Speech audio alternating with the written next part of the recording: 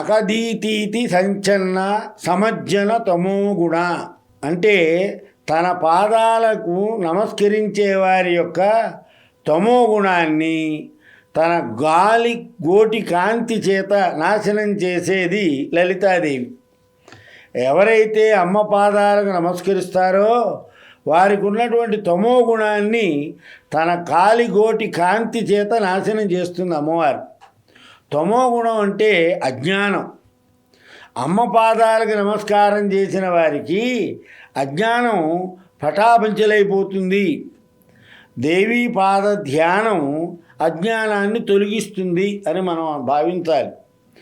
సూర్య భగవానుడు వెలుగులో ఉన్న చీకటిని మాత్రమే పోగొడతాడు.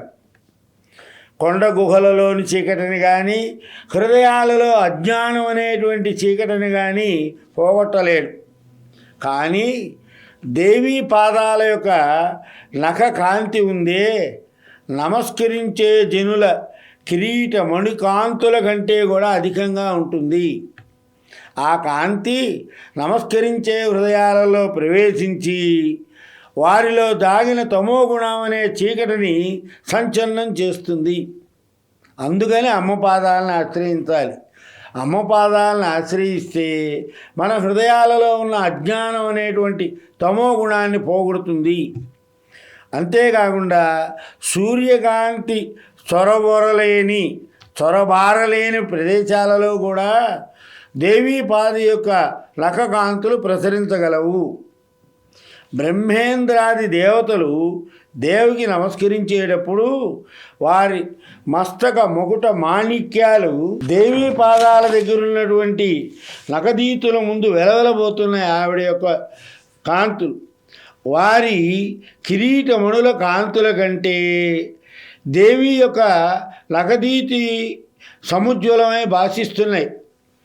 అలాంటి నఖదీప్తులతో ప్రకాశించే దేవీ పాదాలు అరవింద సమానమైనవి. అలాంటి స్వచ్ఛమైన కాంతులతో దేవీ పాదాలు తన్ను ఆశ్రయించిన వారికి అమృతత్వాన్ని అనుగ్రహిస్తుంది అని అవిద్యానాం అంతస్థిమిర మిహర దీపో ద్వీపనగరి జడానాం చైతన్య స్థవక మకరంద స్తృతిజరీ దరిద్రాణం చింతామణిగుణనిక జన్మజలదౌ నిమగ్నానాం ద్రష్టామురరిపు వరాకస్య భవతి. ఈ అజ్ఞానం అనేటువంటి అంధకారంలో వర్తించే మనం దేవీ పాదాల యొక్క నఖకాంతి సూర్యుడు ఉదయించే దీపానికి మూలం వంటిది. మూర్ఖులకి ప్రజ్ఞాన రూపమైన చైతన్య కల్పవృక్షం పుష్పగుచ్చం నుండి ప్రసరించే మకరంద ప్రవాహం వంటిది. దరిద్రులకు చింతామణి రత్నం వంటిది. సంసార సముద్రంలో మునిగి దరిగానక విలపించే వారికి ఆదివరాహం యొక్క ద్రంష్ట వంటిది. వరాహ ద్రష్టలు సముద్ర గర్భంలో పడిన భూగోళాన్ని ఉద్ధరించగలవి అని దేవీ పాదపద్మాలకు నమస్కారం అర్పించారు. దేవీ పాద నఖకాంతి సంసార సముద్రంలో మునిగిన వారికి ఉద్ధారకమైన వరాహ ద్రష్ట. దేవీ పాద సందర్శనం సర్వపాపహరి. ప్రాతరుద్ధాయ చరణం మాతు వంధ్యేత్ అంటే నిద్ర లేవగానే తల్లి పాదాలకు నమస్కరించాలి. అంటే తల్లి దేవి సమానం. నిద్ర లేవగానే తల్లి పాదాలకు నమస్కరించాలి. దేవి పాదాబంధనం సర్వశుభసంధాయకం. పితః శకగుణం మాతా గౌరవేణార్చితే అంటే తండ్రి కంటే కూడా తల్లి 100 రెట్లు గొప్పది.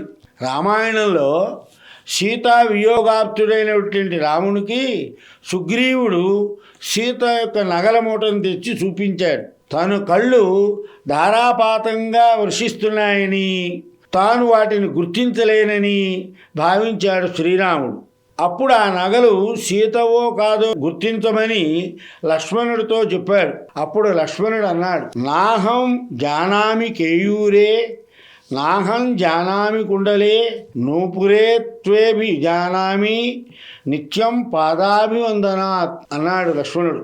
తల్లితో సమానమైనటువంటి వదినని తానెప్పుడూ నిశ్చితంగా చూడలేదని, నిత్యము పాదాభివందనం వల్ల కాలి అందెలు మాత్రమే గుర్తించగలనని లక్ష్మణుడు పలికాడు. ఆ లక్ష్మణుడు పలికిన మాటలు ఈ సందర్భంలో స్మరించాలి మనందరం. మాతృ పాదాభివందనం ప్రాతకాల కర్తవ్యం. అందుచేత నిత్యము దేవి పాదాలకు నమస్కరించే వారికి సర్వపాప నివృత్తి, శుభప్రాప్తి కలుగుతాయి.